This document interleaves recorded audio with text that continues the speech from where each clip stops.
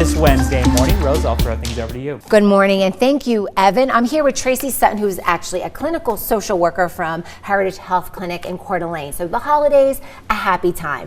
But there's also a lot of pressure to feel happy. So thanks for coming in early this morning to talk to us about this. Thanks for having me, Rose. I appreciate being here. Well, we've likely all heard about the suicide of Hollywood stars Robin Williams and Anthony Bourdain. And just this week, two more high-profile deaths, both actually mental health advocates. If you are worried about how your child is doing, please do not hesitate to call our school. Again, that's the message given to parents today for students at Springdale Elementary. Rosemarie Beltz, our medical reporter, is on set with us now.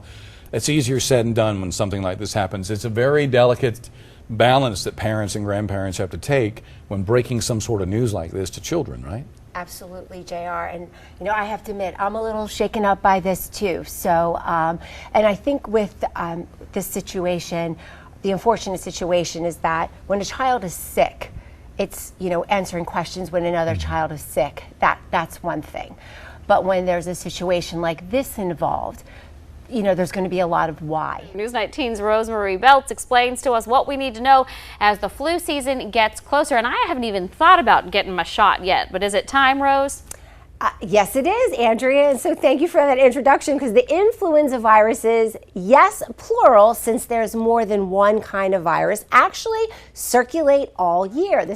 Hi, we are down here at the ice ribbon where Athleta is setting up with preparing some hot chocolate. We got some fire pits going, getting ready for some ice yoga. So I checked in with yoga instructors who teach around the world to see what this means for winter yogis. News 19's medical correspondent Rosemarie Beltz explains what may look like a cold may actually be something a little bit more serious. Rose, is that right? Thanks, Alicia. Well, it is a dilemma for parents because lots of viruses can make kids sick. However, pediatricians say there's one that affects kids the most. It's called respiratory syncytial virus, known as RSV. It's so common that most children are infected with it before they turn 1. Almost all have been infected by the time they are 2. It's Breast Cancer Awareness Month, and our last hour we talked about mastectomies, and now I'm joined by Dr. Heidi Richardson to talk about what comes next, reconstruction and breast surgeries. Well, you might think men don't have breasts, so how can they get breast cancer? Boys and men's bodies normally don't make much of the breast stimulating hormones the same as women's bodies do. Therefore, their breast tissue usually stays flat and small. But even though men do not develop milk-producing breasts, those cells and tissues can still develop breast cancer. Hot flashes, chills, mood swings, forgetfulness, insomnia, night sweats, irregular periods, slow metabolism, and weight gain. Many of these complaints from midlife women point to menopause. You really have to keep track more of the calories, not so much eat so much of everything and then, you know, everything else falls by the wayside. Yeah, you want an overall healthy approach to your lifestyle. Always moderation, folks. Sorry. All right, Rosemarie, thank you so much. Do you take your shoes off? We do take our shoes off, but I would never ask a visitor to take their shoes off. I don't take my shoes off unless I'm asked to. In my house, you never know what you're going to be stepping in. No. So keep your shoes on. So, before we get to the health... JR has a dog, in case anybody was wondering. Which is a valid point, by the way, because I've experienced that myself. As much as we look forward to Friday, the weekend never seems long enough. And once upon a time, the Monday blues got people down. But according to new research, the dread about returning to work has seeped into the weekend. September is National Ovarian Cancer Awareness Month, and as our medical reporter Rosemarie Beltz explains, the American Cancer Society says ovarian cancer is one of the deadliest cancers affecting the female reproductive system. Rose. Thanks, Andrew. Well, let's do a quick anatomy lesson first. The ovaries are a pair of almond-sized reproductive glands found on each side of a woman's uterus. Their job is to produce eggs and the female hormones estrogen and progesterone. Now, a definition of ovarian cancer. First off, serious infections from this amoeba are rare. Officials with the North Carolina Department of Health and Human Services say this brain-eating amoeba is called Naegleria fowleri. The CDC says the single-celled organism is found around the world in warm, fresh water, like hot springs, lakes, unchlorinated pools, and rivers. The organism infects people by entering the body through the nose. It then travels up the nose to cause a rare and usually fatal brain infection called amoebic meningoencephalitis, or PAM, P-A-M. Most people who get the infection die within a week. However, millions of people are exposed to the amoeba each year, yet only a handful of them ever get sick. Health officials don't know why some people develop infection and others don't.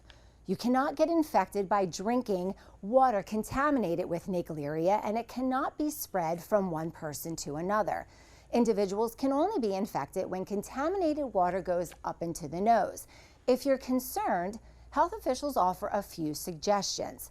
Avoid swimming or boating in fresh water like hot springs, lakes, ponds, or rivers where the infection is more common. Keep your head out of the water while swimming. Plug your nose or use a nose clip while swimming, and be careful not to stir up sediment in shallow areas. More Friends at 5 after the break. Have a seat over there.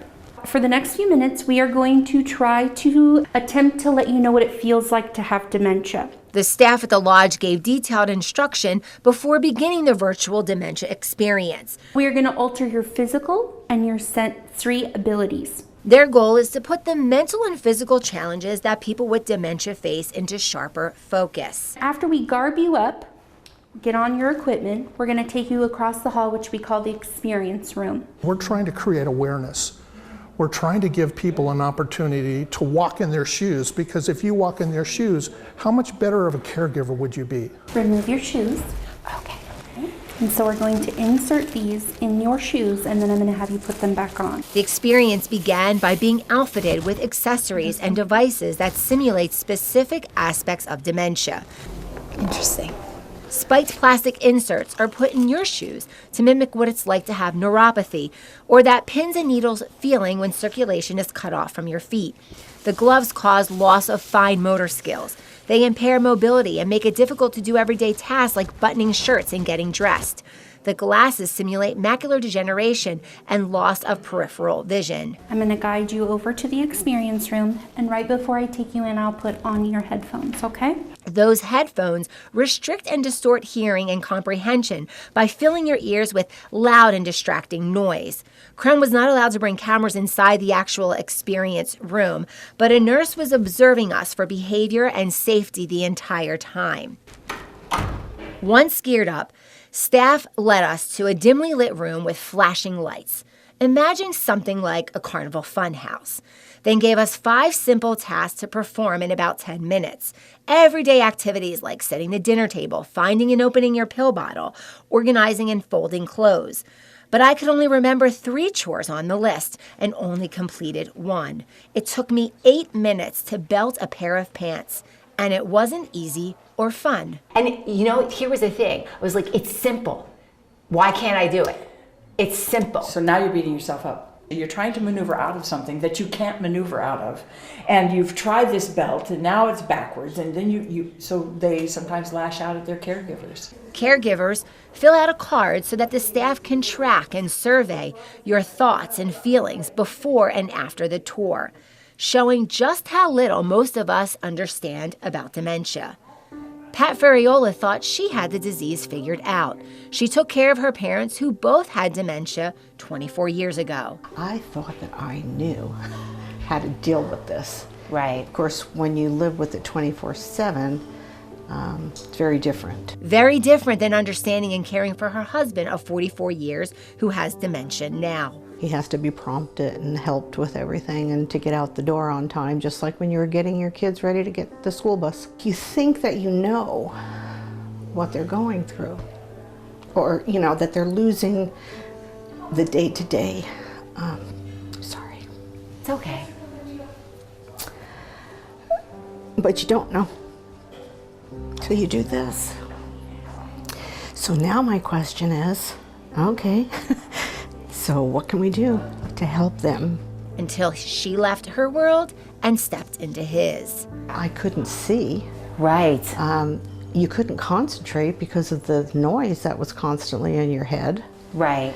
And it was just frustrating. I mean, I knew, I didn't get the instruction when she told me. I got little pieces of it. You really do have an insight now in to a simple task that you're asking them to do. I couldn't do it. Right. No wonder he can't do it. You know, you have a different outlook on it. You know, there's that expression, it's not the dementia patient's not giving you a hard time. They're having a hard time. But many dementia patients don't look sick. Everything seems fine, which makes it hard for caregivers to understand how limited they really are. And that can lead to a cycle of frustration and resentment. Well, hopefully, I'm going to have more patience, which is something that I hope I have every day. But, you know, when you do it 24/7, your patience runs thin. You try to keep it in check. And even though Pat leans on 3 different groups for support, they never discussed anything like she experienced today.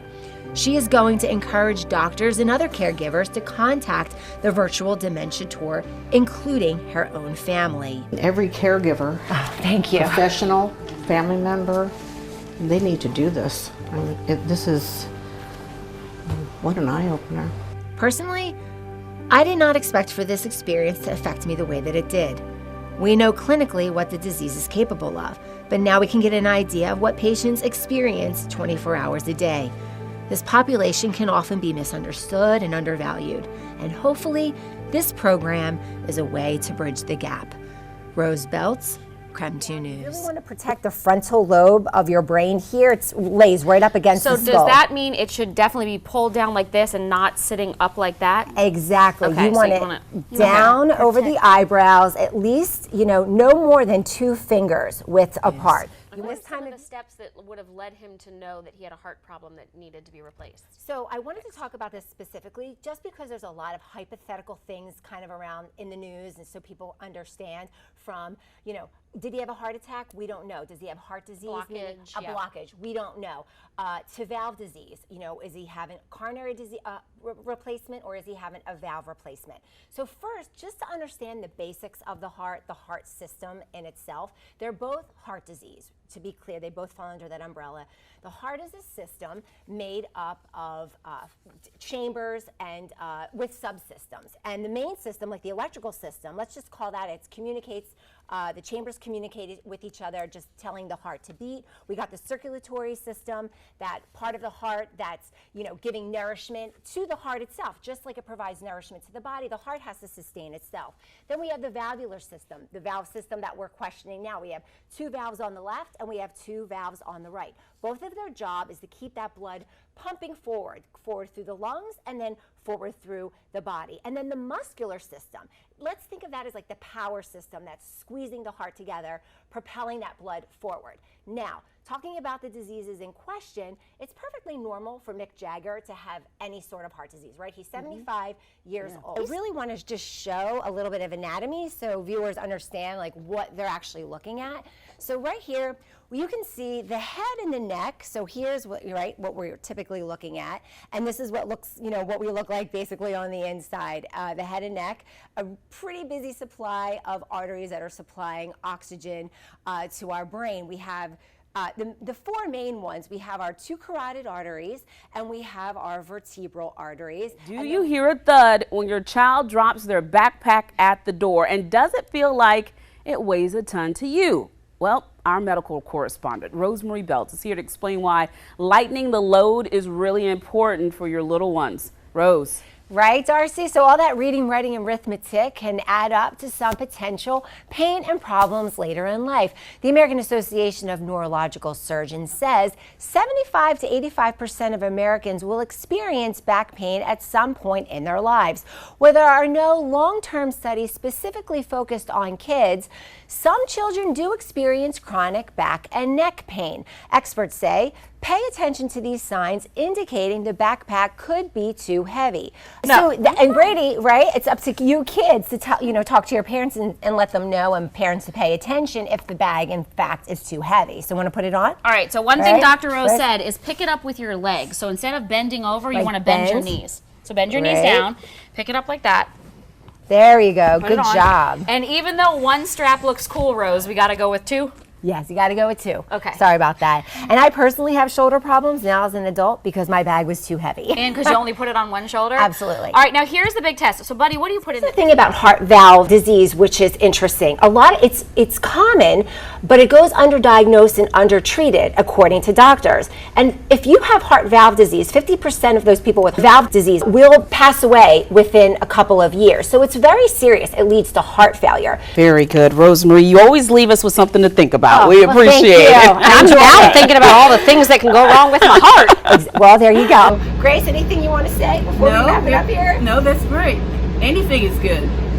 We appreciate it. Thank you so much. All right, bye, guys. So the ice ribbon is a great way to enjoy yoga this time of year. All you seem to need to do is to dress warm in layers and just stay flexible. So we'll be coming up with a Facebook Live to get more behind the scenes. I'm Rose Beltz for Crime 2 News. Namaste.